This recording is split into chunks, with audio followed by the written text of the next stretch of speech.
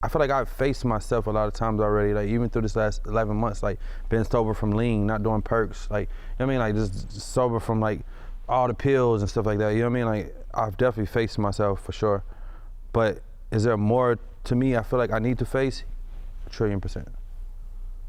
Do I want to face it? No. Is it going to be good? No. Am I in a mindset to do it right now? No. But I'm smart enough to know that.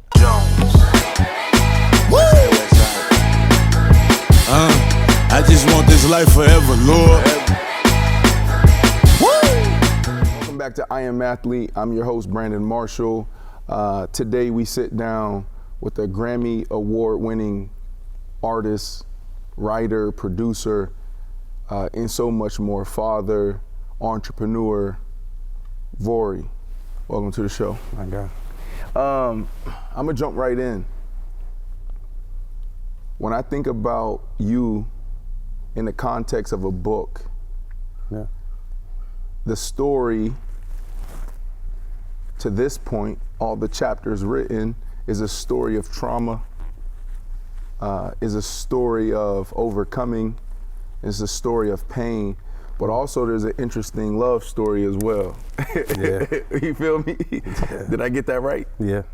Yeah.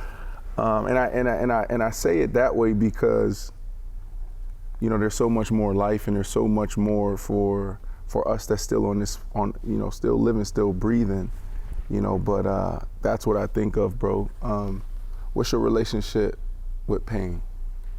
I love it. You love pain? Yeah, I think I grew to fall in love with it. Explain. How can I put it? Say for instance, like, so you ever like grew up and like you did something you know you wasn't supposed to do, and then like say don't touch that stove, and like I touched it and it burnt, but then the burn healed. Then I'm like, oh, that wasn't that bad. Yeah. So I kind of like, I think I gotta, I want to say adjusted to pain. I don't know if it's like a good thing or a bad thing, but it works for me. Yeah. 2011, I spent 3 months in an outpatient program at McLean Hospital, and that's where I found my love for mental health. Yeah. And every time I would get to the root of something, right, like a lot of pain, there's a lot of trauma that we all deal with in our community, or just in just being human beings is a part of the human experience, right? Of course, for sure. I would write something down. One of the things that I wrote down in 2011, when I realized how sweet the pain was, but also painful it was. Yeah, I wrote down, my pain, my strength, give me my pain, my sadness gives me my strength. Yeah. My strength ruins my mind, body, and soul. I've been trapped all my life, not by man or cages, but by my own emotions. Where I've been while traveling inside myself can be summed up by one word. Damn. That's deep. You know what I'm saying? Because what I realized was like, yo, that pain. It's a gift and a curse though, because it's like, it turns you into the beast you are. There you go. But it's also nobody likes to feel that pain, because it's like success. Everybody wants the glam, the money, but nobody wants to go through the nights. Or me, I was homeless for 6 months for it. Are you willing to do that? Wake up every day at 6 a.m., 5 a.m., not knowing what you're gonna eat, what you're gonna do, sleep in the studio, 5 studio sessions a day. Like, it's like everybody wants the results, but nobody really wants to the grinding part. And I feel like pain is the same way. Nobody wants to feel pain. Pain doesn't feel good, like, but you just know at the end of the other side of pain, when you've been through it so much, there's the beauty of it. Yeah. And how old are you? 27. You're 27. Yep. Yeah, I'm finally getting to a place where I'm like, yo, I'm over this pain. I want peace. Yeah. But some of your pain, to stay right there, you talked about being homeless. Yeah. You lost your grandmother. Yeah. Lost my little brother. You lost your little brother. Yeah. 2 of them, actually. Right. Walk us through the pain of losing your brothers. Man, ironically, bro, honestly, it's both times I lost my little brother. The first time I lost Jonah, it was me. I remember when I got the news, it was me, Kanye, and Dirk. I was in the room. We have a song actually on Donda called Jonah. We did the song dedicated to my brother, and yeah, man, it was just a weird feeling. I really didn't like definitely don't like hit me until after I'm by myself months later or something like that, because I always try to stay busy to not try to keep up with what's going on right now. But yeah, bro. Then my second brother I lost weirdly again 2 years later. It was me, Kanye, and Dirk again in a room in Dubai. And we always like, it's just like the weirdest coincidence ever, bro. And then, yeah, but that time I broke down, bro. I broke down. I had to leave Dubai early and everything. What happened? Jonah, and then? Yeah, Jonah passed away from gun violence, and then my other brother, he passed away from cancer. Mm-hmm. Sorry about that. Yeah. Yeah. Yeah, because we thought he had beat it, and then randomly it came back out of nowhere and just started deteriorating fast. And then, yeah, man, but I feel like the second one hit me more because it was just like, I had just started to build a relationship with him, because I really didn't like, we was like all kind of like separated through like our childhoods and stuff like that. So, and he's a twin, and I was just starting to build a relationship with him. They wanted to do music, and they look up to me. They actually was fitting my music before they knew I was their blood brother. Mm-hmm. So, and I was just trying to guide him and help him. And I felt like I was like, I don't know, that one just stuck with me heavy because it's like, I was so busy. So I'll be like, agitated at them for keep on calling me, blowing my phone. I'm like, yo, bro, I'm on the road, man. Whoa. And then it's just the realization, like, you won't get that call again. Yeah. How was that being in the room with, you said Dirk and Ye? Yeah. Both times. Yeah. We all spoke about it. It was like, this is crazy, bro. That's actually wild. 2 years later, though. Mm-hmm. Just saying I lost another blood brother while we back on the road again. Yeah, because they both dealt with loss as well. Kanye, the biggest loss, his mother. Kanye was the one who told me, like, bro, I think you should go home. Like, I feel like because he just slowly felt me just kind of like stepping away from everybody, like in my room for days. I didn't want to leave. Like, my best friend Nana was there with me. And yeah, bro, I just didn't want to do nothing. I wasn't going to none of the studio sessions. And whatever I was going through, I don't know what it was. I think I had really was just like, because I don't know what it was, bro. I was just literally in the room, depressed, and then I started feeling sick. I was like coughing up blood. It was a lot, bro. It was a lot going on at that time in life, for sure. Do you feel like you've dealt with your pain, your trauma? No. I've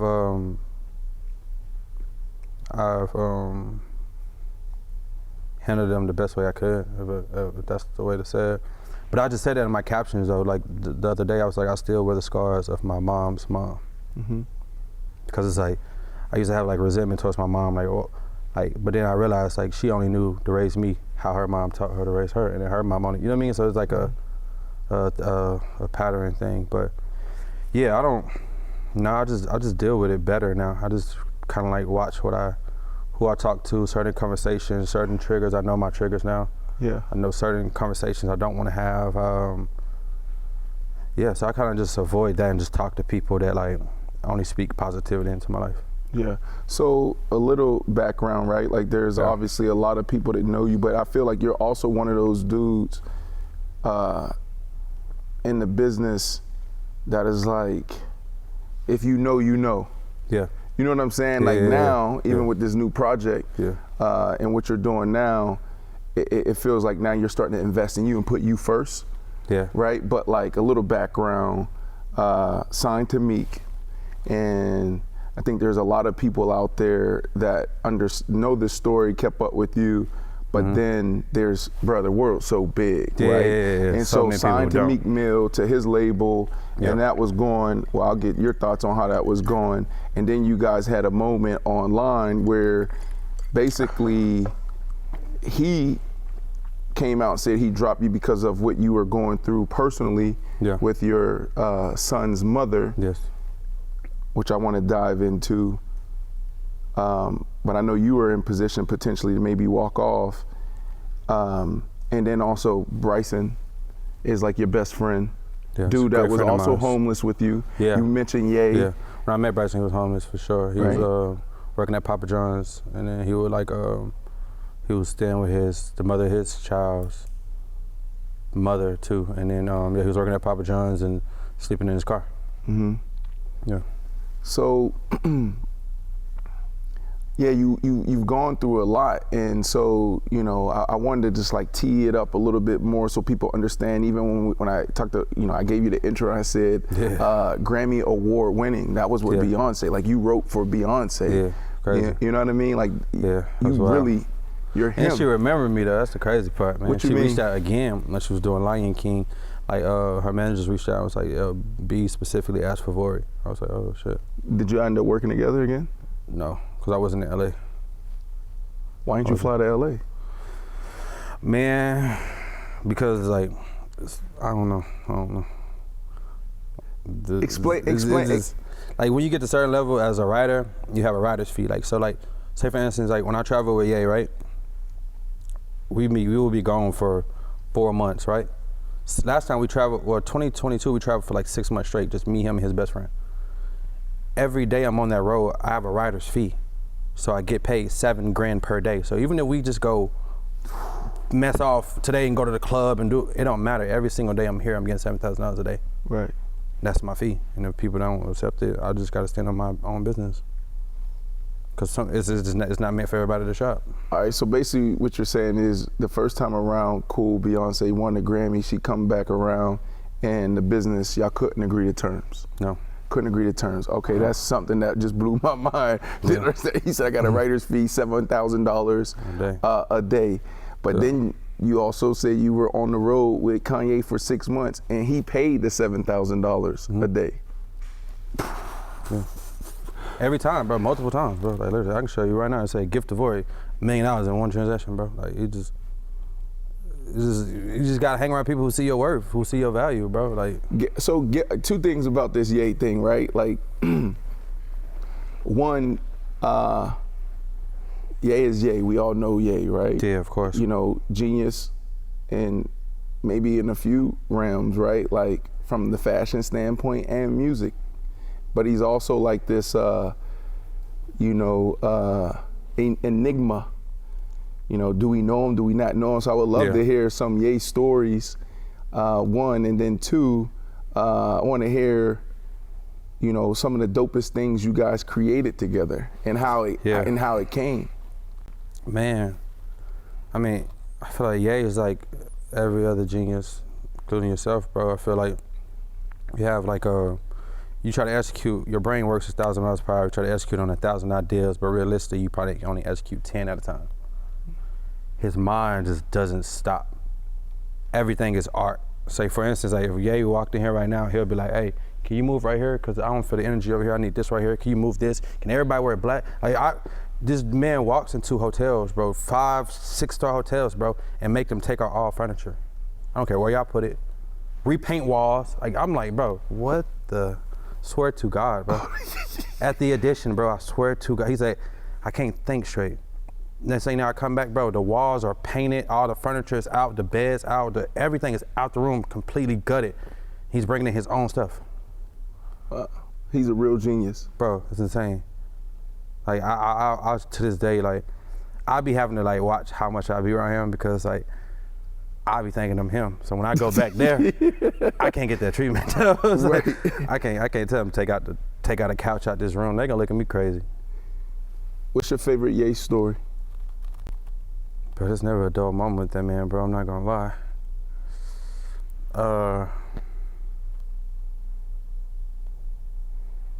My favorite one, I couldn't even speak on it though. Yeah. So, but yeah, bro, it's never a dull moment though. When was the first time you seen this genius? Because you just described the story, which I think is like, that taps into that, people like that just move differently, and bro, I think most people don't understand. The first time was the whole Donda run, because I was there with him the whole entire Donda run, bro. Actually, a lot of people don't know, I put together a lot of the songs on Donda. Like I was mentored by EXO at the time, so I had made a call to Cash. I got Weekend on the him and Lil Baby record, Hurricane. I wrote a few of them on there. I'm featured on there 4 times, and yeah, I kind of like orchestrated that whole thing. So that was like a huge moment for me. But like, yeah, through that whole Donda run, bro, just from paying $1 million a day to stay in the stadium locker room. Did he have like a nice bed, or was he? It was a pallet on the floor. And what was his thinking there? Like, what, militant. He wanted to like get back. I wouldn't say get back to his, because I don't think he probably couldn't go back to that. But it's like, I don't know mentally what it did for him. I really feel like it was militant, like that militant mindset of just kind of like being the underdog almost in a way, where kind of like you gotta, because at the time, you know, he had the thing with him and the boy was going back at it or whatever, and yeah, so I guess he was just kind of like, yeah, he was just trying to go like in war mode, I guess. I don't know. But you and Drake cool too. Yeah. Yeah. Yeah. But you've had an interesting career, bro. Like, yeah, it's insane, bro. It's actually insane. Like in football, there's comps out there. You know, I could look at my career or trajectory. I can look at like even like what I want to become. Yeah. You know, I'm 6'5", 230. Man, okay, there's a big receiver over there, move kind of like me. You know, how does he train? How does he eat? Do all of that? All right, boom. Let me study. Let me learn. Yeah, study it. Is there a comp out there for you?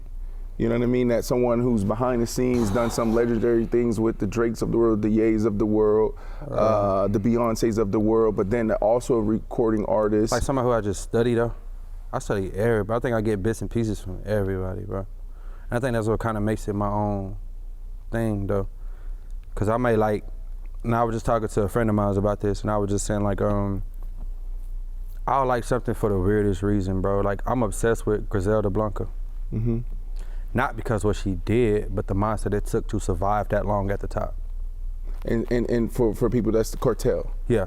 Okay, so yes. Yeah, right. I'm super obsessed with like Pablo, all those people, bro. But like I said, not just from the actions they did terrible things. But it's just the mindset it takes to swim with the sharks and survive for that long. You have to be on your P's and Q's everywhere you at. You have to go out feeling. You can't trust this person. You feel like this person trying to slime you. Like you gotta just like, you have to have those feelings, and it's not in everybody. Everybody can't feel that.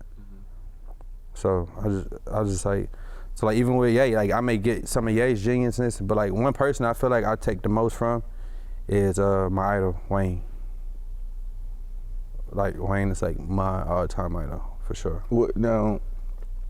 Is Wayne a genius? Yeah, 1,000,000,000,000%. So what do you take from Wayne? Wayne's the everything. Like, bro, that's my idol, bro. Like everything. Like work ethic, not scared to be different, owning your difference, mannerism, the value of certain things, like everything, bro. I was really studying. If I could give anybody the I'm not gonna say their flowers for sure would be Wayne. He paid a major impact, bro. I even have a song out with Wayne, me, him, and 2 Chainz, because Chainz is a good friend of mine. And yeah, bro, and I met him once, but this is before I even kind of like was really doing music. It's like when Fountain Blue was a thing. I think it was like Live on Sunday he was going to, and I was like young, bro. And I had froze up. I was telling Brody the story. I froze up. I was like, yo, should I run up to him, tell him I do music, bro? And then he's like, you play sports? Then I just froze up, bro. I just froze up, and I was like, fuck, I'm never gonna get this opportunity again, bro. Yeah, and then years later, man, it came through Change, but you know, he heard my stuff and he loved it. Never met him yet though, but. You never met Wayne? Nah, never. But you made a song with him? Yeah, it's the craziest part, bro. He used it as his reels and shit like that, but I'm like, wow. I reached out, Fabian used to, I guess Fabian manages him now. Fabian he mixed all my records since I started music. Right. I used to always say, man, please, can I just like anything, bro. So I hear people, when people interview artists, you know, a great question I always see great interviewers ask is, what would be your dream collaboration? Is it Wayne or is it someone else? I got like 3. All right, who? Adele, Ed Sheeran, and the third one is not realistic, Amy Winehouse, but. Unexpected. Amy Winehouse, one of my all-time favorite artists. When she passed and Whitney Houston passed, cried. And I don't connect with death that. I learned her late though, I'm not gonna lie, like a year ago. But that's what I'm saying, I be so in my own, that's another thing I learned from Wayne, is create your world and stay in it. I don't watch the news. I don't be knowing what's going on for half the time. Bro, I didn't know who a bunch of people, but I think that's why I connect with a lot of these artists though, because I really genuinely don't be knowing their music for, like Kanye knows I'm not a fan of Kanye's music. I'm a fan of his art and his person. And I think that's why our relationship sticks. Cause we'll be doing something and he'll be like, yeah, like the drums I had on da da da da da. And I'll be like, no, I don't know, bro. I truly just don't know. Mm-hmm. I didn't sit down and listen to 808s and Heartbreaks. I listened to nothing but Wayne, bro. And then when I got to put on the Able, I started listening to The Weeknd. That was it. Yeah. So, Adele, what would you do with Adele? What would you do with Ed? And what would you do with Amy? Me and Ed Sheeran actually talked one time. He reached out to somebody when I was signed to Dream Chasers Cruise, actually. Right. And he was like, yeah, I love his music, bro. He's dope. What would you do? So, Adele, why Adele, and what would you do with Adele? Because that was unexpected. Man, ballads, all ballads, bro. I would just do straight ballads because I feel like our voice, usually when an artist creates, an artist follows the beat, right? I feel like with certain artists like me, Adele, and a bunch of other people too, our instrument is our vocals. So we kind of tell the beat where to go. And that's what makes it so unique. Like me and Kanye we call it stadium music. Like, Vory, you have stadium music. If you was to play it in the club, okay, yeah, cool. But when you play it on many stadiums, it's a whole different feeling, bro. What's the difference? Just the reactions, is how it feels. It just feels like I don't know, like, it just feels like, I want to say like an angel like crying or something. Like it just feels, it's just, I don't know, like it's just something that just overpowers, bro. Right. And it's just like, wow. Right. Like, you know, you can play certain stuff in the stadium, but I think that's why Kanye was always playing my music, and like when he was doing these events and stuff, even when I wasn't there, he would still play my music. What song can we play right now for everyone that's listening right now? Is there a song that they can hear, you know, your vocals, hear your music? Like what captures that? Jonah. Can you put on Jonah? That's but Kanye in the Dirt. We might get in trouble for that clearance. I don't know if we can put that on YouTube. Oh, I'm sure we can. You think so? Ooh. Maybe give me 30 seconds of it. Yeah, just the hook. Maybe just like just the hook. Jonah on what is it? Donda? Donda. Why Ed? Same thing. Him and Sam Smith too. That's just music that makes me feel good. Like I don't listen, like, okay, like I have two sides, right? I don't even listen to people who are in my own lane, to be honest, unless they just talking about some real heartbreak stuff and I'm going through it at the moment and I can't get it off my chest what they can say. Yeah. Like Drake, for instance. But I can, bro, I either listen to like straight gangster stuff or just crossover, feel good stuff. Yeah. I don't listen to like all genres. It's like straight up, I'm just either listening to ESTG, Young Boy, Schmirk. I'm just listening to straight gangster. I don't know, Rack Baby. It's a bunch of people I can name, bro. And it's just like the energy. I just feed off the energy, bro. Right. I mean, like, I just listen to like Adele's and stuff like that. Right. So why that one? Why that one? Because, bro, I was just crying inside, bro, when I was recording that. And I recorded that in like 5 minutes, bro. And again, this is when your brother passed and y'all. This is the exact same night he died.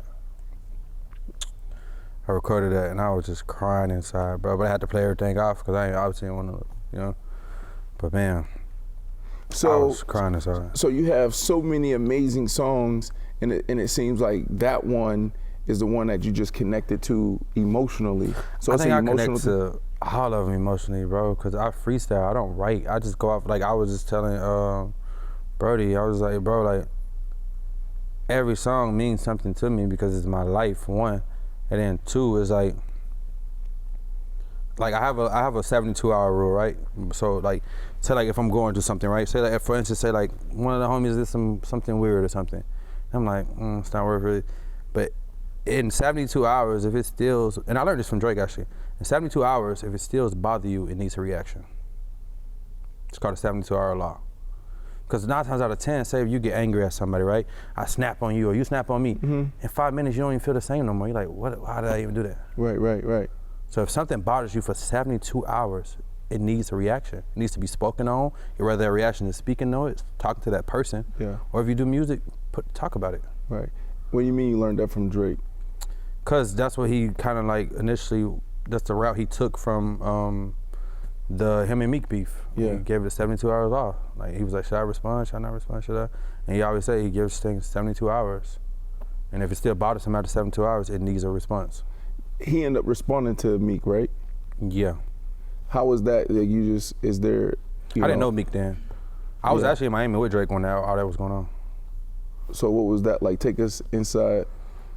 I mean, I don't really, you know what I mean? I don't really get into they stuff, but I didn't know what was going on, bro. To be honest, I really don't be like, when I tell you, I literally more so, like, cause I think it's interesting, you know, it's like that part of the stories was interesting to me is that you were there and you're telling us, you're taking us inside. Wait, what year was what year was the what year was the Meek beef? I don't remember. No, I was there for, I'm tripping. I was that was like you probably was there for Pusha T. I was there for Pusha. Yeah, we was in Miami. I remember when that first happened, bro. It was at 11. Matter of fact, y'all wasn't even old enough to get in the club. It was me, I think Cassidy. Yeah. And there's like a few other people, man, a bunch of people, man. And he was like, man, you seen your old boy took shots at shit got ugly today with old boy. I was like, because I really don't be knowing. I genuinely don't be knowing. So I never even knew him and Pusha had any type of issues or whatever. You know what I mean? And I was like, I didn't know what he was talking about. And then, then I kind of like started doing my research and started like, because like I said, one thing about me, bro, I just live my life, bro. I wake up, I don't really be worrying about what this person doing, what that person doing, what this person said, what that person said. I just wake up and try to be the best version of me every day, bro. Yeah. Like, I don't even know what's going on in my life at the current state. And even then, it's hard to keep up with that. So how can I keep up with your life and mine at the same time? One of the things I respected about you when, you know, we have our relationship offline, right? And one of the things I respect about you when I was asking you about Drake, because there's a lot that I don't know. Like how you don't know about these artists and certain things. Like I don't be knowing about certain things. And so to hear you talk about like Beyonce or talk about Drake is like fascinating to me. Yeah. And when you mentioned like randomly, like Drake, like oh damn, okay, cool. And then I asked you about the beef with Kendrick and Drake, and you was like, yeah, I don't really, you know what I'm saying? Like let that energy in. Yeah, I mean, cause it's like, it's all gonna look. I mean, look, prime example. Look at the Meek and Drake situation. Everybody picks sides, and now they back cool. Now everybody looks stupid. Yeah. So now you didn't show, but it's kind of it's a, you know what I mean. So it's like I don't really like I just show my best. I stand my best to both sides, man. Like I don't really. Yeah, but I can't see. I mean, God, like they gotta get their life to Christ or something. Yeah. And then you gotta abide by the principle, right? Forgiveness. Yeah, for sure. But I can't see no Drake and Kendrick. I mean, you never know, bro. It's like, man, we not. They still wake up and got 24 hours. You never know. I mean, shit. Nobody seen God walking on. Whoever walked on water, but he did it. Like, you know what I mean, like. Right. It could happen one day. I mean, I think at the end of the day, man, everybody is too grown. Everybody getting too much money, bro. Everybody too successful. Everybody got, and we all come from literally probably nothing, bro. And it's like, beef for what? Right. It's not even real beef. It's rap beef.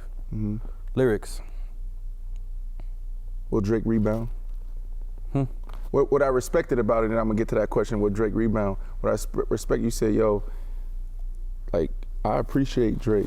He did a lot for me. He did a lot for me, yeah. Him, Boy Wonder, Steez, his whole camp, bro. O'Brien, Preem, Gilla, Baca, like, they did a lot for me, bro. What have they done? What did they do? Just anytime I needed them, bro, they came through for me. Anytime I wanted to be like in LA, bro, anytime they connected me with so many people I was probably never ever met. Bro, I used to live with the man literally, bro, in 2017 through 2018, bro. In Calabasas, bro. Him, Preem, O'Brien, every night we there recording, smoking hookah, vibing. Like, they did so much for my life. He used to have me in Toronto all the time. I was crashing at his spot when he had the shit at the spot with Preem, and like, you know what I mean? They did so much for me. Boy Wonder is the reason I got all my placements. Every single placement that hit big, Boy Wonder produced it.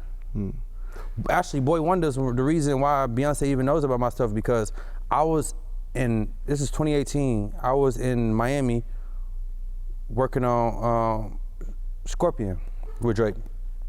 And B wanted me out there because her and Hov was doing some extravagant shit like they always do. And they had everybody in like some Paris, I want to say, or something like that. And I couldn't make it because I was so tired in here. So Wonder was like, I'm gonna just play her the stuff. I'm gonna go out there and I'm gonna play her the stuff we did. And that's how she ended up That's how Friends came about, and she cut another one too. I forgot the name of it though, but yeah.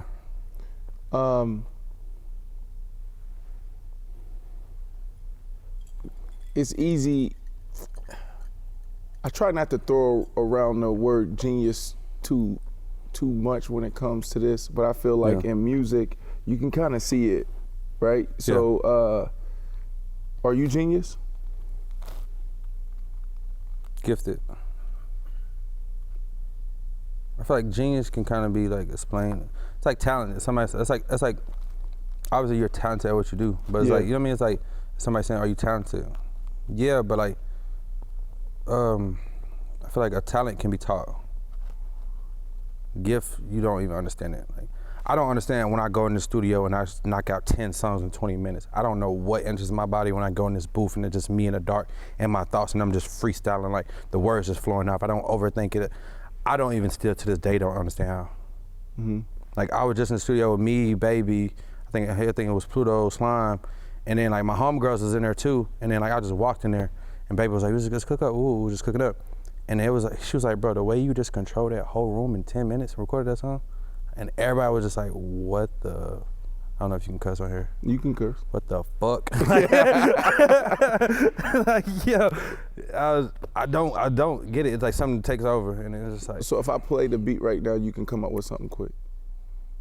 Nah, it gotta be like obviously it gotta be like the setting though. It gotta be like in the studio. I gotta have some stuff on my mind, been wanting to get out for a minute. Yeah.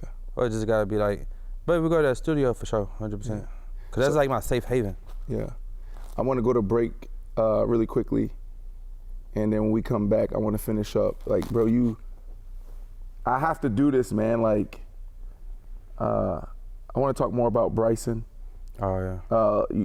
Don Toliver, Lil Baby Durk, Steve Smart. Francis, Roy Jones Jr. Yeah, my uncle. Yeah, and Post Malone, Travis Scott, DJ Khaled, Ruby goes on Rose. and on and on, You know, I man. want to hit these. I want to hit this, bro, because it's like, dog, you a real rock star. Yeah, no, for real. You a real rock star. It's So insane, I want bro. to tap there, but then I want to shift into, you know, a real conversation. I want to tap into the trauma. I want to tap into the 100 pounds you lost in less than 12 months. Yeah. I want to talk about, like, you know, do you have daddy issues? Do you have unhealed mother wounds, right? Of course. You know what I mean? Because you can feel it when you listen to your music. Yeah, it's pain. Right? It's like straight pain, bro. You know, so I want to hit that. So we'll go to break, and then when we come back, we'll start unpacking. Yeah, let's go. Let's get it. So I just asked for lessons learned on the Lost Souls album. Came out in 2022, and you said you sent it to Wallow and he cried. What do you mean? Why he cried? He just maybe going through it with his partner at the time, and it just hit home for him. He was like, bro, he was Listen to this. Listen. I'm sorry. Turn it up. Turn it up. crazy. This ain't even a new project. That's crazy. Damn. I'm driving through the south of France like this, feeling like something in a Rolls Royce, legs crossed. Someone got me get attached, baby. What? Black baby. Facts, baby.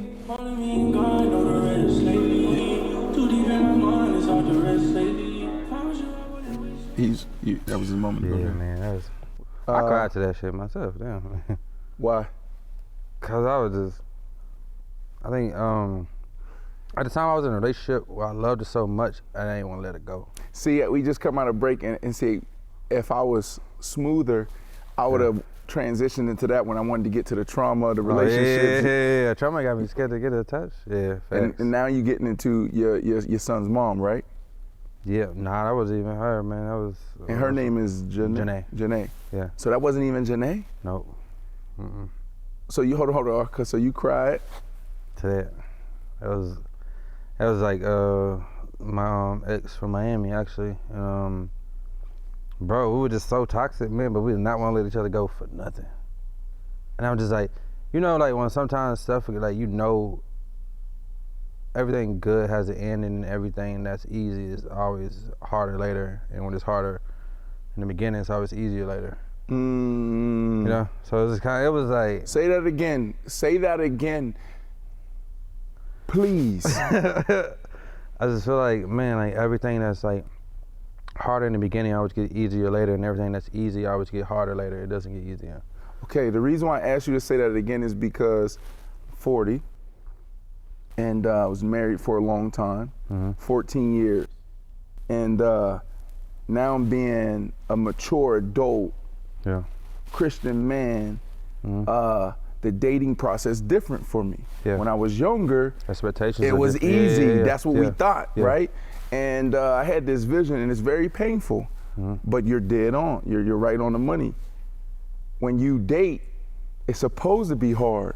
Yeah. So the marriage is easy. Easier, yeah. You gotta have 100%. those Yeah, of conversations, course. but we don't do that. We think we try to, it's supposed to be honeymoon stage. Exactly, but I feel like, and that's one thing I can say about the mother of my son, was like, I wasn't man enough to like understand. Also, too, when you have kids with a person, you gotta kind of get to re-know them, re-love them, re-fall back in love with that person, especially if y'all been through so much stuff already. And it's like, that's one thing I will always do, and that's probably stemmed from my abandonment issues. Like, as soon as everything didn't go my way, I would just leave. I don't want it no more. Love don't supposed to feel like this.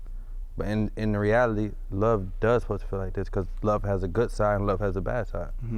You have to understand the good side, and when it's bad, you know what I mean, try to make it the best you can.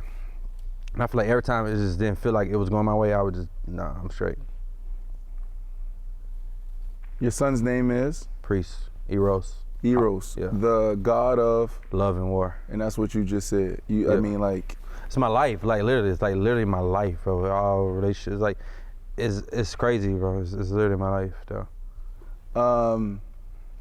so I know I said going into break that we'll dive into all the names that bro sat down with and been building with, but the transition's already there. Yeah. Trauma, very public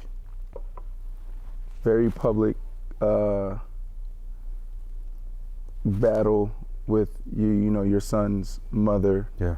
right? Then Meek chimed in, and it was a whole thing, caused you to go into the wilderness for some time to look yourself in the mirror and rebuild. And face my, I feel like Your biggest regret through all of that, like, you know, because here's the other thing too, like, I don't really love to, like, as my brother, if I see that you ain't lose 100 pounds in a year, if I see that you didn't look yourself in the mirror and you're not on the path to growth, then I will have that conversation, and not even public, right? Because private, 1000%, private, right? Because we make mistakes, and that's part of the human experience. Yeah.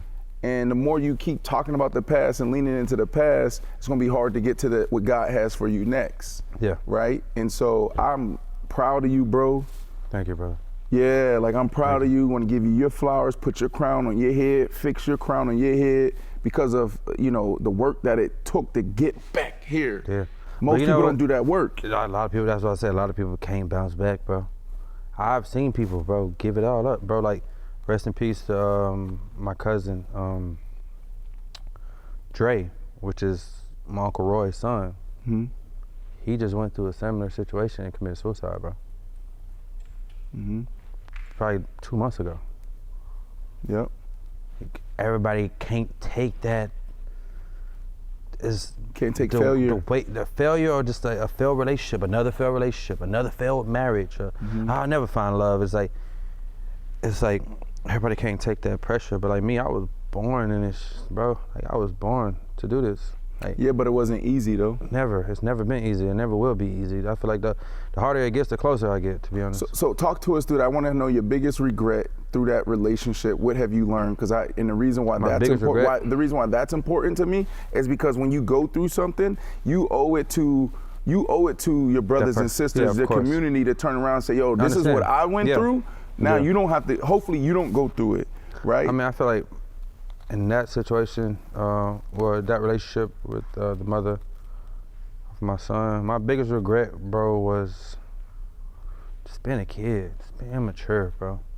Certain things I would just like worry about, like stuff that happened before me, it would still bother me, or like, you know what I mean, like, and and just not really like realizing like this person was really true to you. It wasn't about the money. It wasn't a cash grab. You know what I mean? It wasn't like, and that's why one thing I can say I still do like value in that person is they never asked me for nothing, bro. Everything I gave was what I feel like they should have.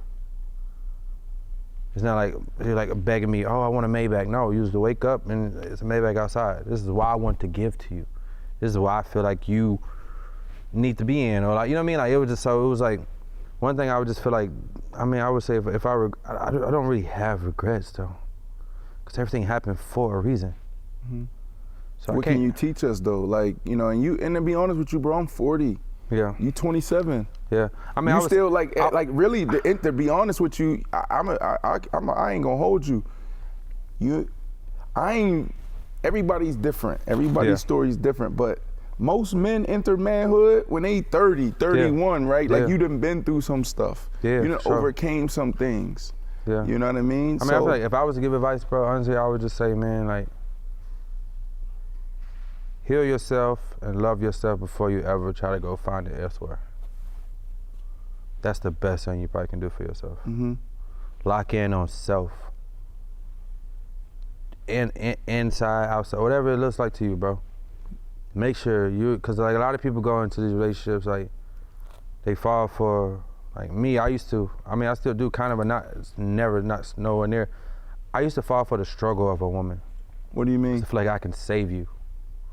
But the whole time, like, I'm doing everything to try to save you, giving you my all, and it's like, what I'm expecting out of you back, it's not even realistic. Yeah, yeah.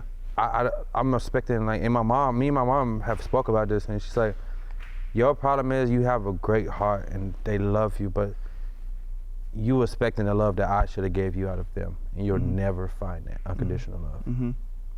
You'll never find it. Wow. You just won't. Wow. I see you over there looking like that, and I know that they can hear you. I don't know if they can see you right now. Khalid. Okay, yeah, they got Andrew. Look at the team, boy. That production team strong, boy. Oh, man. Why were you looking like that? Just thinking, man, just about like, cause you know I just got out of a little situation. Literally just got out of a little situation. The girl literally came to my crib 2 days ago and like grabbed all her stuff. You know what I mean? Yeah. So I was just kind of thinking about my whole thing while he was talking about that. Why she grab her stuff? Like, was it her or was it you? I think it was both of us, right?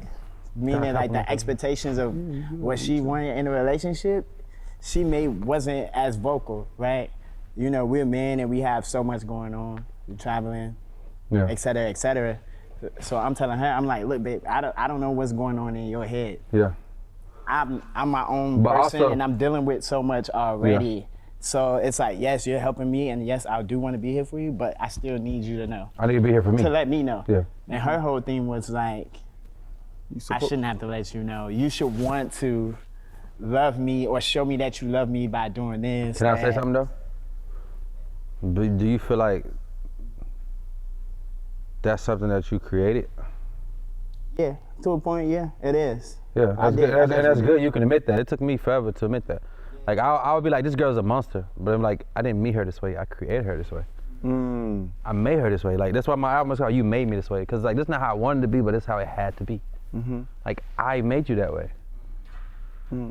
I made you feel like I needed to like open up. You know what I mean? Like I made you feel like you had to go back into your guards a little bit because he's been a little cold because maybe the road didn't go as well as planned, or like, you know what I mean? Like, and I feel like once you start stepping into acceptance, then you kind of look at it differently more. What I would say too, you know what I'm saying, being through everything, I feel like, man, honestly, man, I feel like I done been through like almost everything except dying. Yeah, same. You know, I feel like I can, like I'm ready for whatever. Yeah. But as a man, what I've learned is it's the hardest job on the planet. course, 1000%. Being a real man, like Yeah, the of men course. that we Yeah. strive to be. Yeah, You know what I'm saying? When you think about that, a high pressure job, yeah. high pressure situation, you have to be on it because what you talked about is like, all right, the road didn't go as planned. So what we do is now we take it out on the household, whether Yeah, it's our lady and the exactly. kids, right? And it might not be yelling, screaming, or anything like that. No volatile situation. It could just be not being present and shutting Yeah, just down. not want to say nothing, shut down. Yeah, Right. That's an argument itself though. There Like, you- why? that's it. Why you being so cold? And you can't Like, understand. I used it all the time, bro. Like when I used to come, like it's like, and like something didn't go my way or something. Everything. My world could be at shambles, but to me, and at the time, the mother, like my girl at the time, the mother of my child, like. I never wanted you to know my world's in shambles, though. 'Cause That's I the got problem. This. I'm the man. I got and that's this. the Like, problem. That's the problem right there is, and it's difficult. You have to find ego. someone I think first. it's ego driven. It's not just ego too. It's also like how we are wired and how we are built as men and how society says like, hold things in. Yeah. Don't share these things. Or women can't handle it. But I also feel like it could be because we went through some of our darkest times probably alone. So it's like, this is nothing, bro. Like, if the money load is money, okay, so be it, bro. Right. Who cares, bro? Like, let me figure this out. But got it's tough. this. But I feel like a lot of us, it's counterculture to the man that the world has told us to be. Yeah. And how would you feel when you come home and be like, babe, like, I ain't got it. I'm trying to figure Or out rent babe, this month. I'm sad. Think about that, bro. Like, I'm sad. How many of us actually use those words? Men use those Yeah, words. you feel I'm less of sad. a man. You can, Right. yeah, you can feel less of a man. Yeah, trust me, bro. I get it. Yeah. I mean, Yeah. I guess the advice I would give is that, and it's piggybacking off of what you said earlier, it's, you may not be complete, but you should know your triggers. You should understand your trauma, the things that you've gone through, and you need to fight like hell to get to the other side of that Yeah. because you can't come broken. A lot of us are broken Yeah. men because of all the trauma, Yeah. all the death, everything that we've seen, the things that we've overcome, the pressure that just naturally are on a man, right? Like we nailed the two things. There's a book out there, the moment the man, it's Jason Wilson, I'm so sorry. What is the name of the book? The moment the moment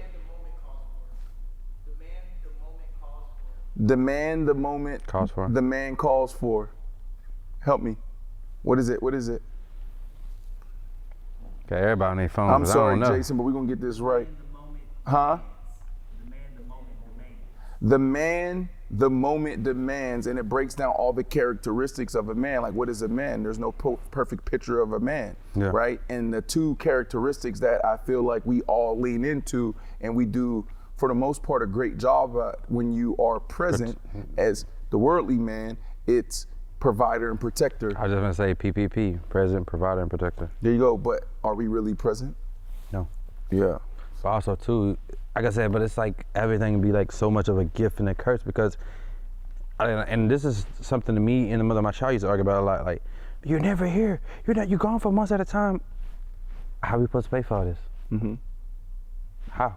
It's the provider. I have to. You think I want to go leave you for 3 months? Mm-hmm. You think I want to? For granted, my job is all fun and games and hindsight views, but nah, it's not. It's really not. Sometimes it drains me. Sometimes when I went on that 6-month road with Kanye, I came back. I was the most depressed I've ever been in my life because I feel like I was leaving. I had to grow up. My nephews, they was getting bigger, and now they talking. I'm like, I feel like I'm missing out on life. I'm like you work so much trying to create a living, you forget to live. I used to say, and I still say, man, like professional sports is the most toxic environment that you can be in as Believe a it. right. And competitive too. Very, but hearing you talk now, is it entertainment, right? Because like we don't do that. 6 months on the road, you got it, boom. It is though, but it's like also too like I feel like it used to be entertainment, but when I had my son, that's when it really started like to dawn on me. Mm-hmm. Like I'm coming back and he walking now, and it's like, damn, I missed his first steps. I had to see him on video. Like it's like, but it's like also too like, and I feel like my son is definitely gonna be a stand-up guy like myself. So I feel He'll understand it though. I mean, like. What do you mean? He'll understand it. Like, hopefully. You know what I mean? Because. No. We got to Yeah. be present. You just said the 3 Ps, and that's just 3 out of like the 12 characteristics, 10 to 12 characteristics that we really got to develop in. But the present, and I'm saying this to you. Yeah. While I am still trying to conquer this and work. Yeah. Right? Because it's the same way. I got to go build. I got to go hustle. I got to go figure it out. And what they really need and what they really need, they need our presence. So you have to be there now. Yeah. And so, you know, I want to challenge you in that area, but can it be you go on another 6-month run, maybe you don't come back depressed if they may come on the road to visit you. Or nah, that's in this state. No, never. That would never happen. But why? This is never happen. I don't see it happening no time soon. But but my son is the reason I did get a property out here in Miami.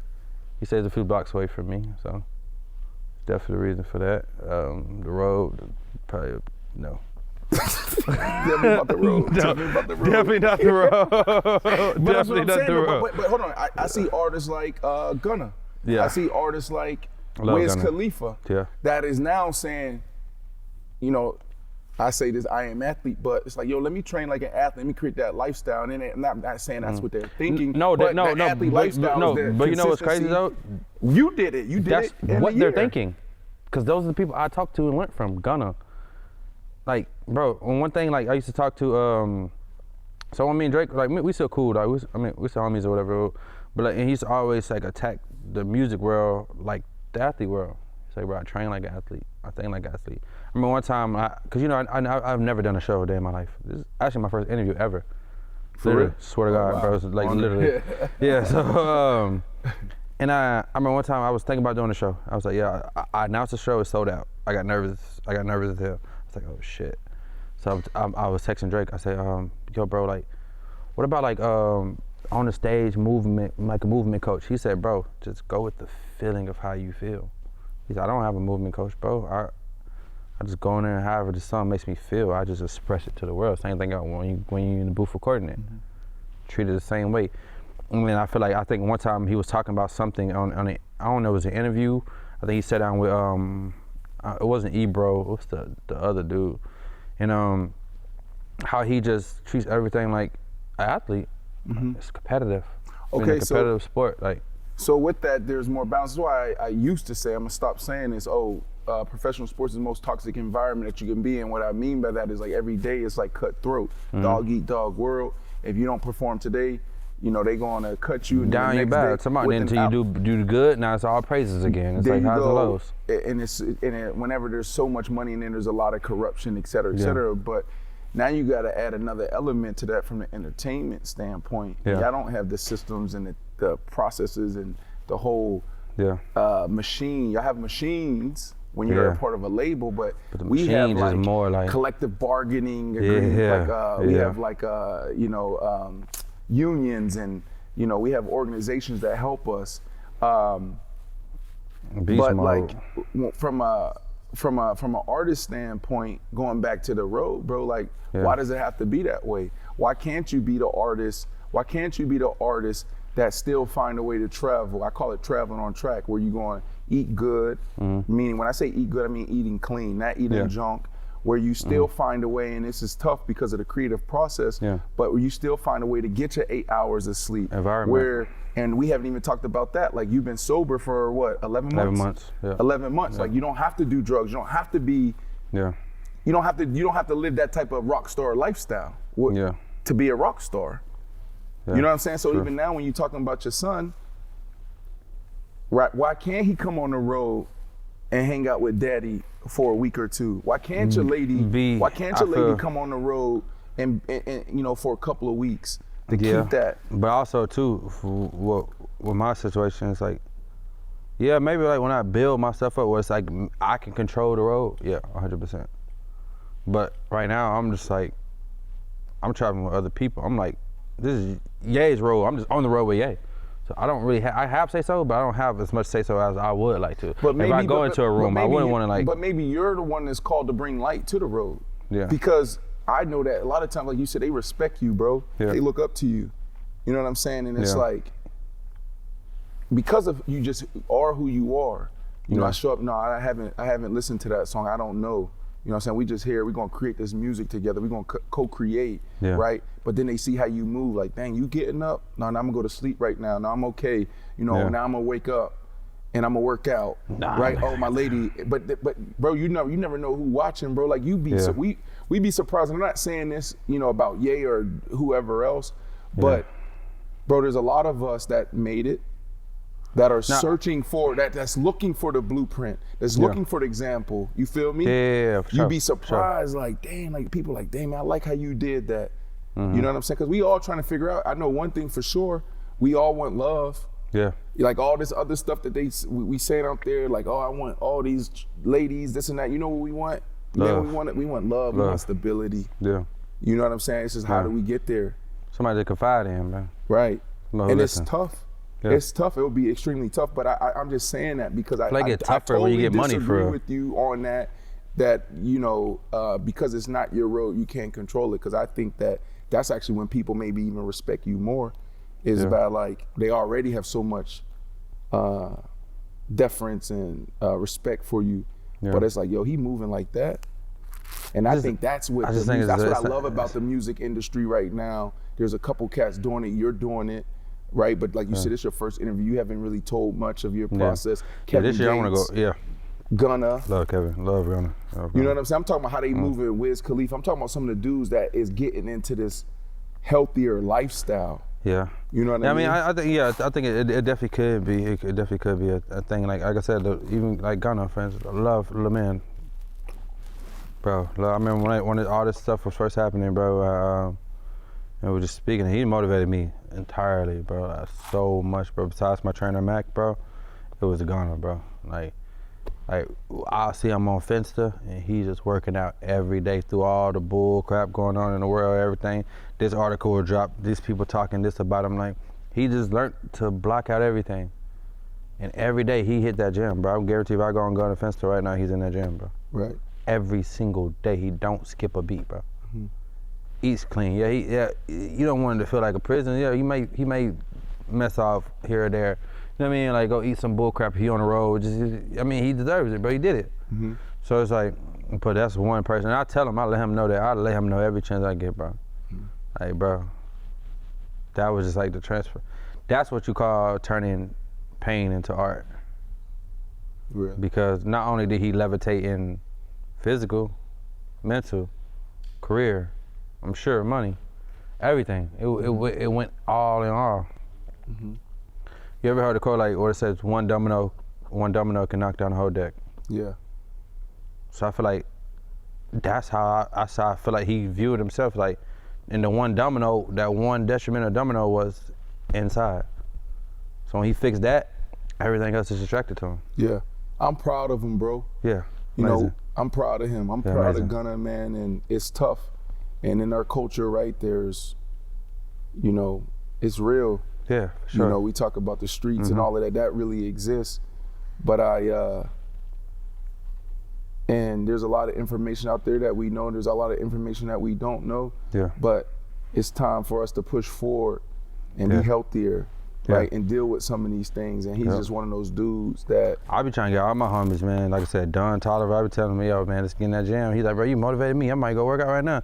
Like, anything I can do, bro, right. I'm just trying to, like, no, let's go in, bro. So I want to ask a few more questions. Stay here on just on your story, and Yeah. you know, it's a part of your story. And then I want to get into some of those names, man. But Yeah. like, where's your father?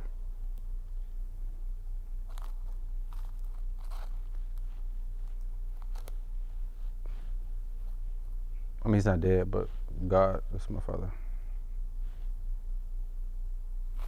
When the last time you talked to him?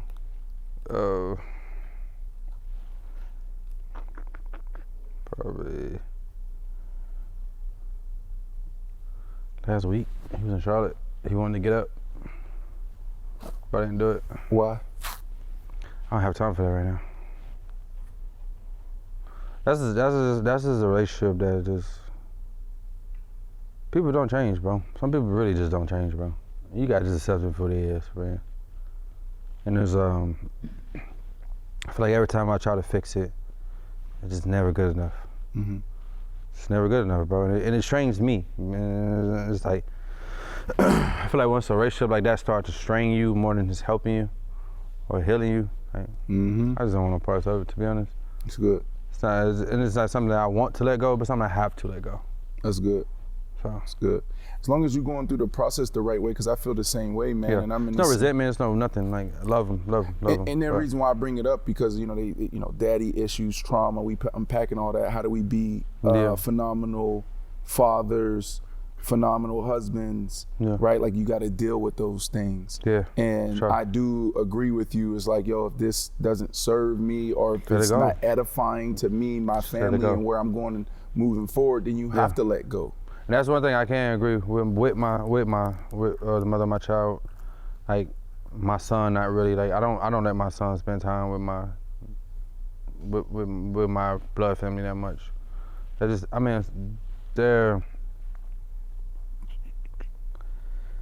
Life is just life for them, man. They just, they don't understand it, and it's not an environment I would ever want him to be around. I barely want to be around the environment myself, so it's not something healthy I would ever want him to. It's just a bunch of trauma. Yeah. On every angle, man. My sisters, everybody just trauma, anger issues. It's just everything that I always wanted to escape as a kid. And that's how it shows up in our relationships, especially when we're young in our 20s, right? Yeah. We get with a young lady, we really are interested in, we might love, we want to build with, and then we just come broken because we got these unhealed mother wounds, daddy issues, and then we just ruin that. It's almost like analogy. Say like if, for instance, if this glass filled and broken, and I met a girl and she came in and wanted to pick it up, I came to you in pieces already. Mm-hmm. So now you're just trying to put together the pieces, and whoever the best puzzle is gonna put it together. Mm-hmm. But in it, who's to say you may not find the right motherfucking puzzle to put it together, bro? It's like you should come together already, mentally sane already. Healed to your best advantage. You're never gonna fully heal. It's like trying to figure out life. You're never gonna fully figure out life, but you're gonna understand life. You get a grasp of your own understanding of it. Mm-hmm. Do you think Gervonta Tank Davis not too long ago talked about because he got a daughter and maybe two now, and he said he knows he needs therapy. Yeah. And he said, but I'm not going to get it until I retire. Which I actually thought is good. It's yes. It's good. And it sounds crazy coming from the mental health guy, right? Because but it's good. And it's a scary because he knows when he's ready. Like he knows. Like that's like basically not that. No, hold on, not that. Like because it's scary. Yeah. Right. And the way like it could be another couple years, and he's gonna have to. It's gonna be tough for him to navigate through life, understanding. All this stuff he's carrying at once. But the reason why I bring it up is because once you go to therapy, you are no longer a dog in the ring. Yeah, exactly. Right? And the same thing for me. When I start going to therapy, my game changed. Yeah. Right? Because I was pulling from the pain. That's what made Tank amazing. That's why I'm like, yo, nobody can beat this cat right now. Because Tank is still pulling from Baltimore. Of course, 100%. You feel me? The and trash there's other cats that's too sophisticated, man. I tell the story all the time. I was playing for the Jets, bro. Their linebacker coach sits next to me in the cafeteria, and I'm reading books now. I'm thinking about all of this. And I'm in the, to the tail end of the prime part of my career. Yeah. And he just asked me a simple question. He said, when is it time for a heavyweight to retire? I said, what you mean? He said, when is it time for a heavyweight to retire? I said, I don't know, coach. He said, when they get sophisticated. Right? Think about that. Man. A grateful exit. Bruh, I don't care who you are. Owner, I played because I love the game. And it was just it was in my DNA, my blood. And when I stepped on that field, I just turned into something different. And I didn't have that switch. Same thing with me in the studio, that's what I said. That's what I'm getting to you, right? So same thing, bro, I don't understand it. So now if you like a beast, go to therapy now, do we get lessons learned? No, you will get none of the pain. Like Cause no, and I said that's like also the gift and the curse. That's why like and I was talking to like one of my good homies like, but also to like a graceful exit. You have to know when to exit. Like you ever seen that scene in I think it was like American Gangster when everything was crashing down in Denzel's world, right? And he went to go see the dude in China, and the dude told him, he said sometimes quitting while you're ahead is not the same thing as quitting. And that shit stuck with me so crazy. I'm just like, cause it's not like I'm giving up or letting something up. Quitting while you're ahead, sometimes it's the smartest move. So it's kind of like, I always tell myself, I'm like, okay, yeah, do I need therapy? Yes. Right now, I can self-therapy myself for as long as I can do this. I do want to take this artist thing serious now. I do want to go out here and like, just give it a good 2 years of my run and just see where I can take it. And God's willing, it's going to be what everybody around me thinks it's going to be. So it's like, but would there become a day where I really want to sit down and really, I feel like I've faced myself a lot of times already, like even through this last 11 months, like been sober from lean, not doing perks, like, you know what I mean? Like just sober from like all the pills and stuff like that, you know what I mean? Like I've definitely faced myself for sure. But is there more to me I feel like I need to face? 1,000,000,000%. Do I want to face it? No. Is it going to be good? No. Am I in a mindset to do it right now? No. But I'm smart enough to know that. Yeah, because when I asked about your dad, and I can see you sit with that, and it's like, yeah, there's some things that you got to unpack there and you got to deal with. And no, it's interesting, bro. It's like I said, Gervonta Tank Davis was the perfect example, and some people it might have went over people's head. And I just knew exactly where he was coming from, bro. Yeah, where he was just like, 1,000,000,000%. you know what I'm saying? Because like even as in, because you have to be you seen that Marlon Wayne's interview, right? When he was like, bro, it's like you almost got to be the bad guy when it comes to business, bro, or when it comes to like competitive sport. You can't be on the field talking about, oh dang, did I hurt your ankle? No, I don't give a fuck if I hurt your ankle, bro. I wish I broke this motherfucker. Like you have to, like, it's just the competitive side of it, bro. You can have a good heart and be a competitive, but you can't be a nice guy and be competitive, bro. You gotta know how to turn it on and off. Is that the same in music? Same exact thing. When I walk in the room, I wanna slaughter all you niggas. And you might be my bros, bro, but it's like, we'll talk about outside of work though, but then we'll go, like me and my best friend Beam, we go at it. When we in the studio, we go at it. It's been times where we just like going in and then we'll just go have dinner because we know how to turn it on and off. You know, I turn when Vory's in the studio, Vory turns to Lucky. I never understood that when artists say like it's a competitive, especially you hear like, you know, like Jada Kiss and them boys saying it's a competitive sport. It's competitive, it's competitive. Oh, for sure. When I look at music, it's like collaboration. No. So y'all can be on the. Bro, it's literally just like football, bro. I'm talking about, bro, the God forbid, bro, like, God forbid, bro, you get, it's super competitive, man. But and a lot of it be about like, honestly, if I'm honestly speaking, a lot of it be about women, bro. It be about women, bro. Why do you think the first thing a rapper want to say is, oh, I mess with this? You know what I mean? That's the first thing. Same thing with trash talking in sports, though. Basketball, they want to cut deep. I want to cut deep to the deep surface. Like I don't want to say, I think y'all childish. Yeah, I think y'all childish in music. It's like a big high school, bro. Yeah, it's literally like a big high school, bro. Like, it's like an adult high school, bro. Right. It's insane. That's why I really don't want no parts, but also too is like, if I have to, but like that's one thing about me. I don't know how to fake it, bro. Yeah. I don't know how to fake like I like this person when I don't. Yeah. Like all my relationships are genuine, bro. I don't feel like I need to like go in this room and be like, yeah, if I'm sitting here for 3 hours and just look at this person on, like, no, I'm just not gonna go. Right. Well, but that's you. You one of the real ones. You know, not everybody's like that. Everybody's faking it, bro. I've seen it 1,000 times, bro. I've seen it 1,000 times. I'm not even gonna name names, but bro, this person be like, he was just sitting here for an hour talking shit about this person, bro. Right. This person walks in the room, my brother for life, and oh man, bro. I'm like, what? Like, bro, what? So all right, I want to get to some other stuff, but 100 pounds in a year, I mentioned that a few times already. 11 months clean. Okay, so Vory got to go to the bathroom, so we're going to take another break, and we can do that when you have your own platform. And when we come back, hold on, you got to let me do my out. I want to talk about 100 pounds in less than 12 months, 11 months clean. You was taking 5 perks a day, 10 Zans a day, 2 pints of lean a day. Yeah. Right? And we'll tap that when we come back. Pause. Jesus Christ. 12 months. Talk to us about your wellness journey. So 12 months, 100 pounds, bro. Congratulations on that. That's dynamic. Yeah, thank you, Beyonce. Appreciate it. 11 months clean, and like I said, 5 perks a day, 10 Zans a day. Lean, pints of lean a day. Yeah. And then on top of bottles of liquor every day. I was just are we rolling, right? Yeah, we rolling. Oh, bro, I was just really just spiraling down, to be honest. If I'm being just fully honest and transparent, I was spiraling down, bro. I had nothing to live for. Like, even, I thought my son was gonna give me purpose at that time in life, and it didn't, though. But you know why? Because I was so caught up in the downsides of me and the mother of my child's relationship. It drained me. We lived with each other.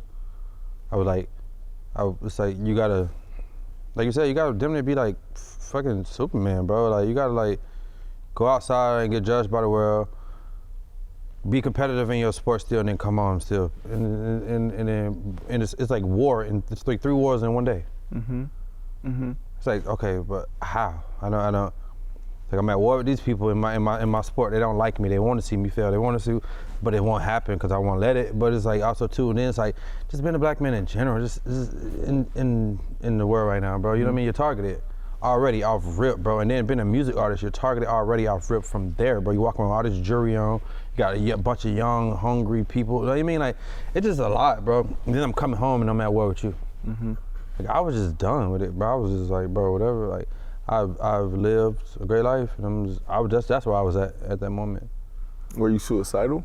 Yeah, 1000%. Did you ever have a moment where you were close? I tried. Just didn't work. How did you try? Overdosing, pills. Did you overdose? Yeah. Wow. Yeah, and it just didn't work.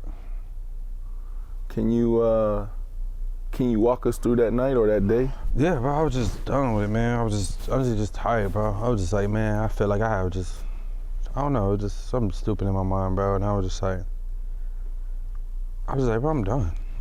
Like, that was it, bro. I was like, I'm done. Like, I was just selfish thinking, not really thinking about my son. I'm not thinking about nobody, bro. I just feel like if I'm not okay, nobody can be okay. But now I was just been pushed to the point where I was just done. And then, yeah, bro, I think doubled my dose of everything, bro. And then I think I text my mom I love her, and I was just done. I was like, yeah, it's over. If I go to sleep, I'm not waking up. And then I did, and then I woke up in the hospital. Who found you? Janae. Janae. Yeah. Which is interesting, right? Me knowing your story offline, you know, I found it beautiful, a beautiful part of y'all's story where, you know, she was the one person in your life that was like, go get help. Yeah, go always. Get help. Go get help. Always. She's always telling me, bro, like, even when I look at some of my messages sometimes, bro, it'd be like, you're a great person, I just wish you got it right. It was just like, I wasn't right. You know what I mean? And it's like, I can't, like, I don't know, bro. It's just like, I feel like a lot of people be thinking like help means like something is wrong with you, but also too, being something wrong with you, that's okay. Because you're still here tomorrow or another 24 hours to fix that. Yeah. You know how many people didn't wake up this morning, bro? Yeah. So,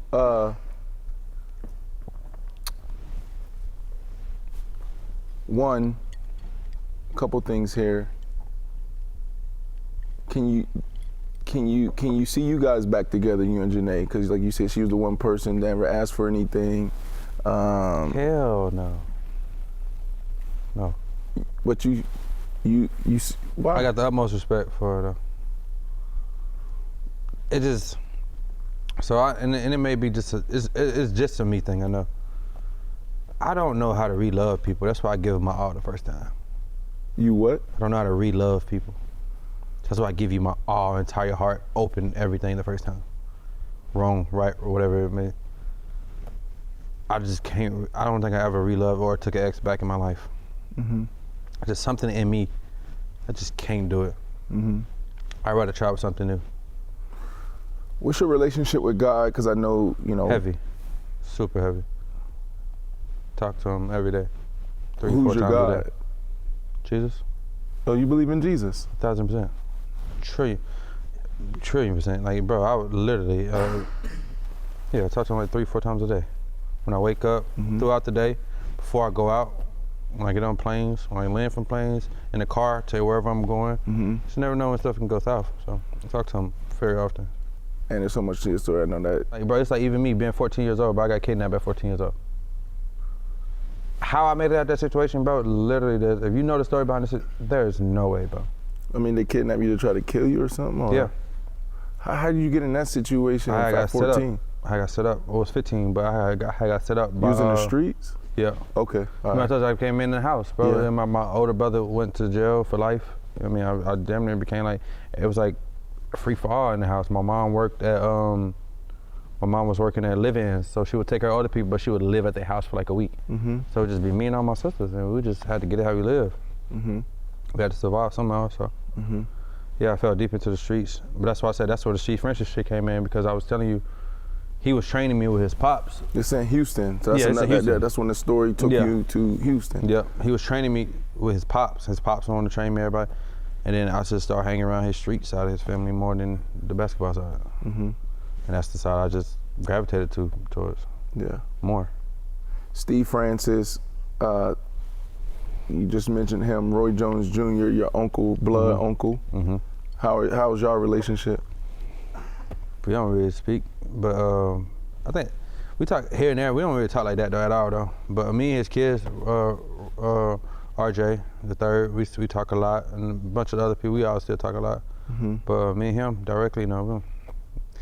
I think we just, I don't know, sometimes, man, life just be just like, it just takes you on your own path, bro. You know, I don't bother them, they don't bother me. Feel like that. I want to go back to you, Khalib. You didn't bring it up, you know, but you had an interesting take on therapy. Off camera, me and V was actually talking about like working in music and how you go through so much.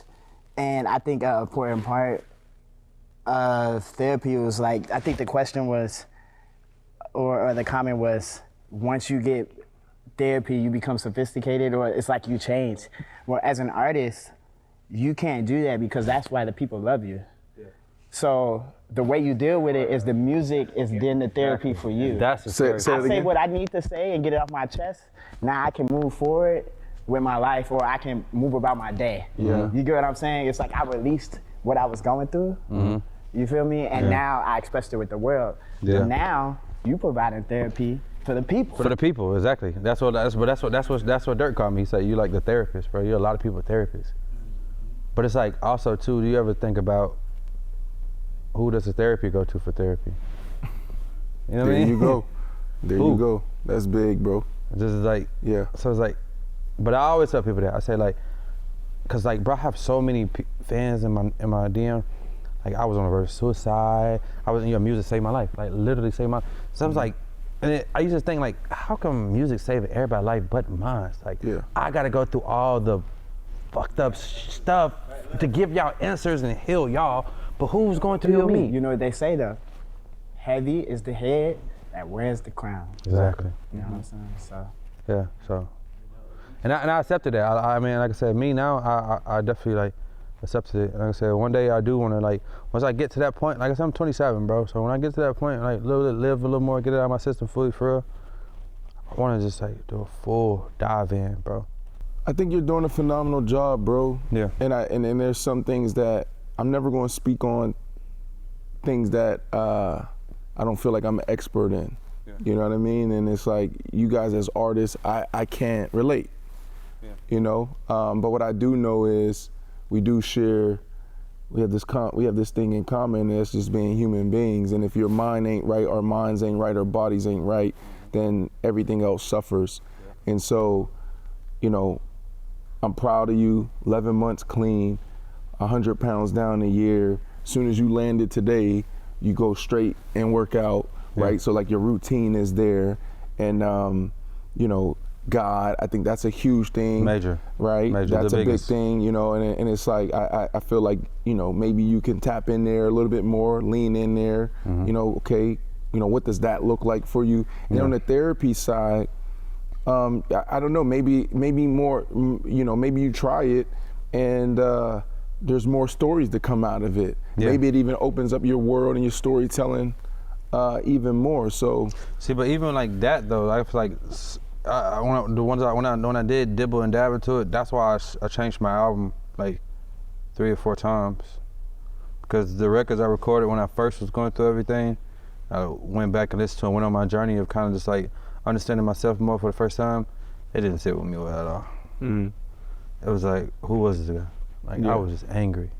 I wanted revenge. Like, cause my album was initially named I Still Want Revenge. And I was just going in on everybody, bro. And then like, the more it sat with me, like the more I kind of like poured into myself, like those records didn't really sit well with me at all. Yeah. And it was like, yeah, granted I had to get it off my chest, but getting it off your chest and putting it into the world, it's 2 different things. Yeah, that's good. All right, so Don Toliver. Dove Don. So I'm gonna say these names, and I just want your first reactions, you know, to these names, because there's so many people, bro. Like, you really are like true rock star. You know what I mean? Don Toliver. Cool. What comes up? Don is just Don, man. Not much, man. I remember, honestly, one thing is the first time I ever met him, bro, I introduced myself, and he was like, and it's actually a picture, it's probably online too. It was me, him, and Ye, San Francisco. Sitting at the Pendry in San Francisco. And I came up to him, like, yo, my name, he said, nigga, I know who you are. You the weekend for the trenches. He's like, you don't know how many girls, you don't know how many of my homegirls. You know what I mean? And I was like, damn, that's crazy. Yeah. Yeah, Don, love Don to death, though. It's my guy. Little He's baby. killing it. Baby, Williams, crazy. I think Williams the GOAT for sure. Leadership, bro. He's just a leader, bro. He's a leader, bro. Like, you see everybody around him eats, everybody. He knows how to lead shit, and he's smart enough to kind of understand he don't know it all. And that's what makes him smart, because he's smart enough to realize you don't know it all. Because only an idiot will feel like they know it all, bro. It's more to learn, bro. Now he gravitates towards more like the business side now, like the Michael Rubins and those guys and the Wills and like all those guys, and kind of like takes it back, but he's not scared to hold the game back from his homies either. I love that, baby. Dirk. Free Smirk for sure. Same, the exact same. Smirk is just like, bro, Smirk. That's okay. I would say Smirk is definitely like a hero for sure. Smirk is definitely a hero, man. Good spirited, family man first, above all. It's like me, we relate, and I think that's why we kind of bond through trauma and understanding. Like, we want to do better as men. We understand where we come from. We understand the trauma that we have been through, but we want better, and that's the first thing of moving forward, is wanting to do it. And he wants better, 1,000%. Your best Dirk story. Your favorite Dirk story. I remember one time I was talking. I forgot, he was in Dubai or some shit like that. You know, I wasn't there with him though. This is like right before all this stuff had happened. Cause we just talk every day. He just called, checking on me. You good, brother? How your mind? I just really love your spirit, bro. Just chopping it up. And I used to always motivate him. So one time, I texted this long ass paragraph, just motivating him to get this album out. And he sent me a voice note. He said, I'm thinking he finna be like, yo, my brother. He said, boy, you a preaching ass motherfucker. I was like, oh shit. I was like, yeah, man, I always want to see my brothers win, man. That's always been the goal, man. That just, bro, every time I think about that shit. Travis Scott. Genius, for sure. What is it about him? I don't really got too much to say about Travis. What is it about him, bro? Like, what, like what is he building? Business, bro. His business is so to the T. Bro, he got a fucking collaboration coming with Range Rover. He just did a collaboration with AP. Like, bro, and all in one year. Like, Travis, his business is undeniable, bro. But how did he get there? And now maybe you can jump in on this one as well. Like the Jordan. Like what made Travis? I think we need some riots. Yeah. Important. The Kardashians, Yeah, I Ye. think who did Travis come under? Ye. Ye. The Blueprint. You know what I'm saying? Like That's how Travis he- came under so, Ye, So bro. Ye Yeah. discovered Travis? Yes, yeah, it was just, that's what Travis got his whole entire existence, his whole sound, his whole everything he wanted to do with the fashion, all that came from me. Yeah, He'll before tell he you. was even like Travis Scott, he was running around with Ye Yeah, all the time. type of shit. So you study greatness, you become great. You become great. What I love about Travis Scott is he became it's a brand. Yeah, no, Like he's the Travis Travis Scott- the brand. Yeah, the brand. Yeah. Cactus Jack, all that.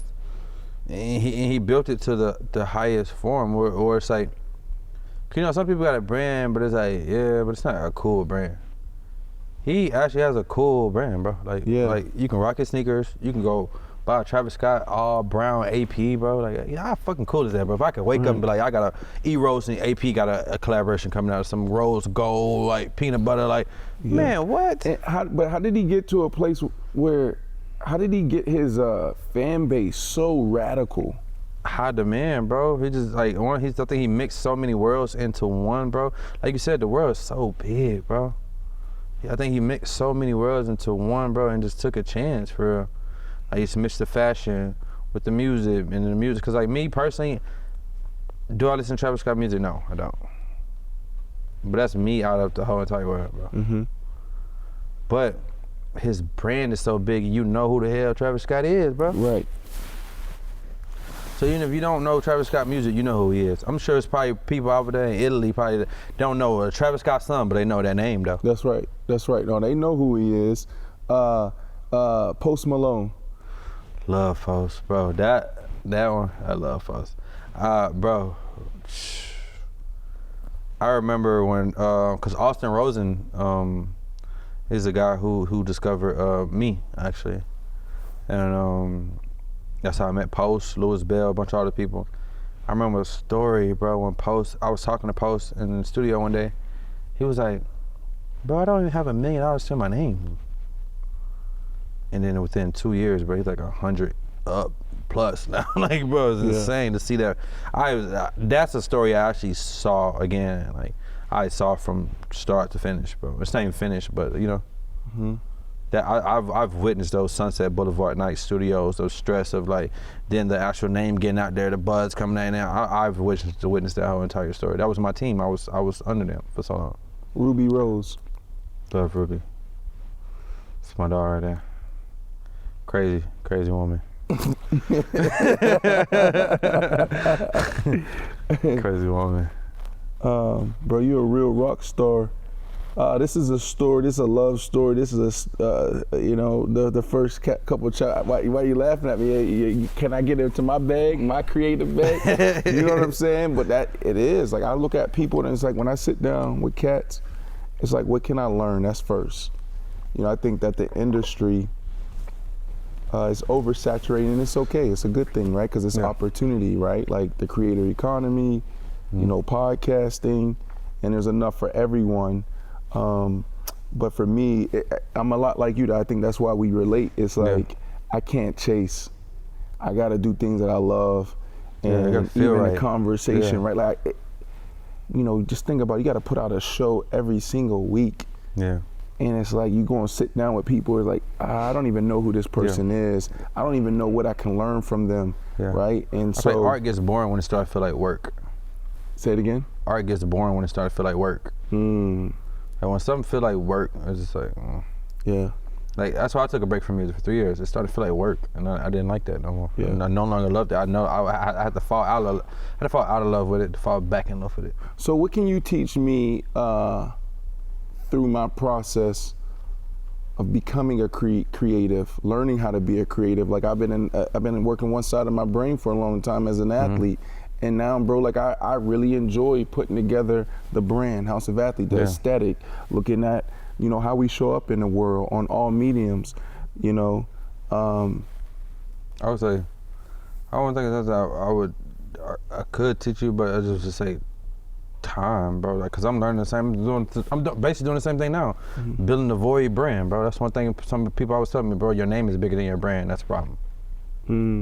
Like people know the name. Like you see how earlier he was like, oh, when you heard the song, he's like, oh yeah. Right. Because your name is bigger than your name itself is bigger than your brand, and this should be the opposite, bro. Because your brand is what makes you money. Right. So now and that's where you're at. Now right I want to flip it. Well, like get myself out there, put my face out there more, so they know. Oh, that's Vory right there. Ooh. Yeah. Like you know what I mean. And as I've been doing that, bro, it's been working, bro. Because like even when I'm in Charlotte, bro, I done got stopped like 10 times in the gym. Bro, you Vory?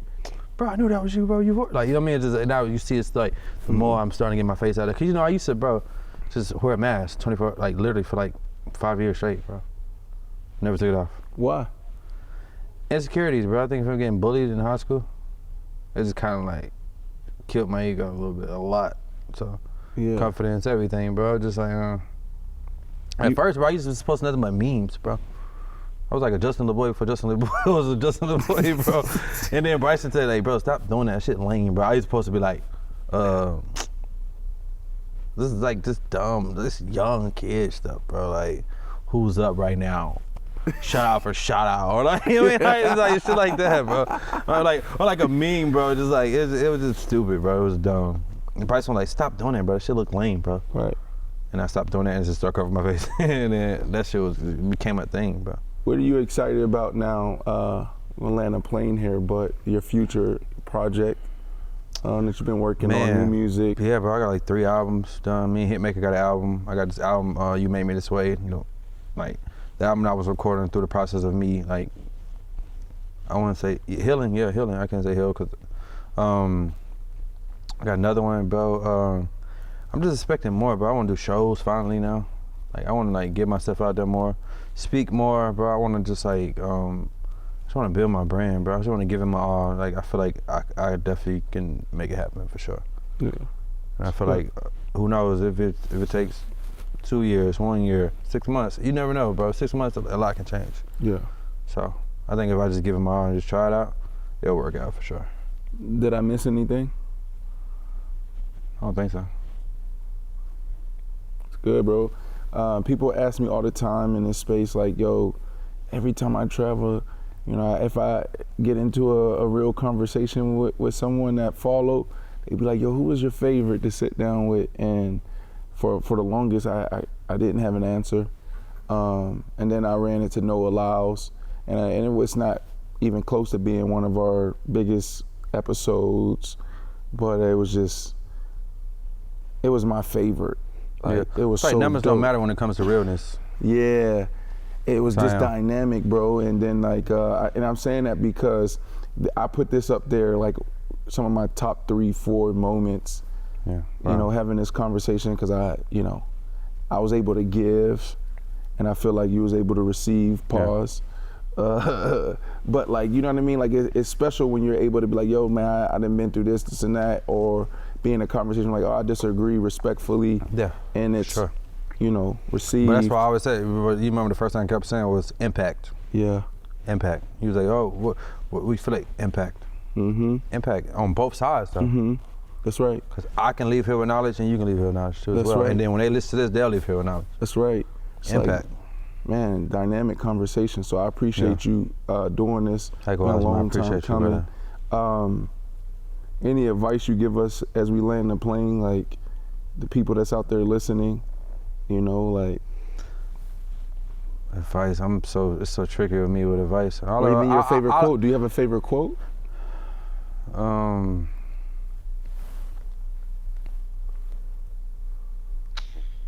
Because if you don't have a quote, then I'm gonna ask you some dumb question that everybody asks. Give me your top 5 artists of all time. Oh yeah, man. I mean, I feel like the quote I would say is this. I mean, I feel like if anybody out there really going through it or like just dealing with like a bad relationship or anything, I would just say, man, like just learn to control yourself. So I mean, learn to fix yourself, learn to heal. Like my brother gave me this quote one time. I have a brother who's doing life, and this is the quote that really actually that made my album the way it is today. He was like, at the end of the roads to revenge, you notice there's always 2 graveyards. One for the one you seek revenge on, and one for yourself. For allowing them to get you out of character. So, and that made my whole album. That literally structured my whole album. So that stuck with me. So hopefully it can stick with somebody out there for sure.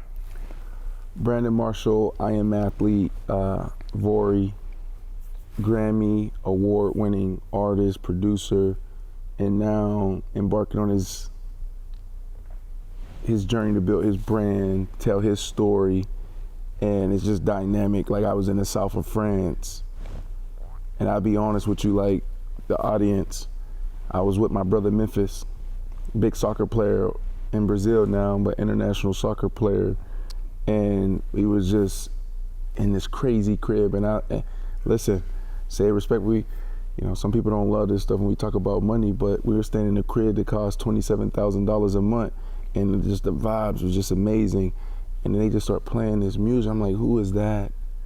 It was like, that's Vory. I'm like, Vory who? Shout out like, Memphis. I love Memphis. Yeah, I love and Memphis. then I was just like, oh my goodness. And so we out there, we got Lambos and Ferraris and Maybachs and the Virgils back to back to back to back. And I'm just like feeling like a king out there. And all I was listening to is my brother. And I'm so excited for you because, you know, like you said, you've been behind the scenes. Yeah. You've been writing for this person, writing for that person. And you've been posting memes, and now it's like about you.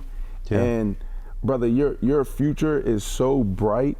It's so bright and so dynamic that it's going to be, you know, I don't even think we can picture, you know, all the possibilities for you. So, yeah. Brandon Marshall, I Am Athlete, sitting down with Vory. Make sure y'all check out all his stuff. Subscribe, like, do all those things so we can keep this content, this type of level of conversation out there and going. See you next time. Love. Yes, Ersky. Easy. Yes, sir. That was good.